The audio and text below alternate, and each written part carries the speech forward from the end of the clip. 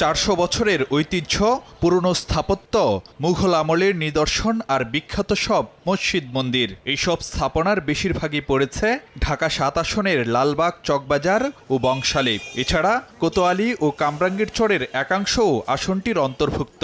বুড়িগঙ্গার তীরে গড়ে ওঠা এই অঞ্চল ব্যবসা বাণিজ্যেরও অন্যতম কেন্দ্র। অতীত ঐতিহ্য থাকলেও এখন অজস্র সমস্যা সংকটে জর্জরিত পুরান ঢাকার এই এলাকাগুলো। ঘিঞ্জি গলি, সরু রাস্তা, যানজট, গ্যাস সংকট নিত্যদিনের সঙ্গী। বছরের বড় একটি সময় ভোগায় জলাবদ্ধতা, আছে মশার উপদ্রবও। পর্যাপ্ত খেলার মাঠ, বিনোদন কেন্দ্র, মানসম্মত শিক্ষা প্রতিষ্ঠান, অগ্নি নিরাপত্তা সবই উপেক্ষিত। ড্রেনেজ ব্যবস্থা খুবই নাজুক, বৃষ্টি হলে আপনার হাঁটু পর্যন্ত পানি হয়ে যায়। আর খুব কষ্ট এখানে, চলাফেরা করাই মুশকিল। গ্যাস পাই না ঠিক মতনে, আমাদের রাস্তা ভাঙ্গা। দেখা যায় একটা অসুস্থ রোগী আমরা ডাক্তারের কাছে সময় মতো নিয়ে যেতে পারি না, দেখা যায় তাৎক্ষণিকভাবে সে ওখানে মারাও যেতে পারে। যদি আগুন লাগে বা ভূমিকম্প হয়, মানুষ যে বের হবে বা কোনো গাড়ি যে ফায়ার সার্ভিস যে আসবে, ওটার কোনো ব্যবস্থা নেই। এত গ্যাদারিং হয়ে গেছে যে মানুষ চলাই মুশকিল হয়ে গেছে। ম্যাক্স, দেশের সবচেয়ে শক্তিশালী 52.5 এন গ্রেডের পিসিসি সিমেন্ট। সামনে জাতীয় নির্বাচন, তাই আগামীর জনপ্রতিনিধির কাছে সংকটে থাকা পুরান ঢাকাবাসীর প্রত্যাশারও কমতি নেই।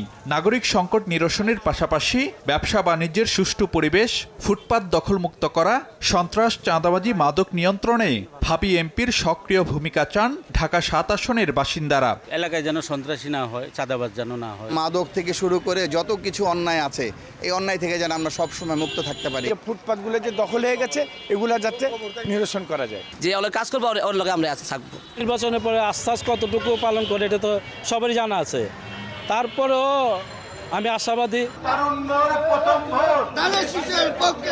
এই আসনে মূল প্রতিদ্বন্দ্বিতা হতে পারে বিএনপি প্রার্থী হামিদুর রহমান হামিদ ও জামায়াতের হাজী এনায়েতুল্লাহর। নির্বাচিত হলে নাগরিক দুর্ভোগ কমানোর প্রতিশ্রুতি দেন দুজনই। গ্যাসের সমস্যা, রাস্তাঘাটে জলাবদ্ধতা, চাঁদাবাজি, ছিনতাই, জুলুম, অত্যাচার, এভাবে আরও নিত্য নতুন যত রকমের সমস্যা আসে, ইনশাল্লাহ আগামীতে সব সমস্যা সমাধান করার আপনার চেষ্টা করব।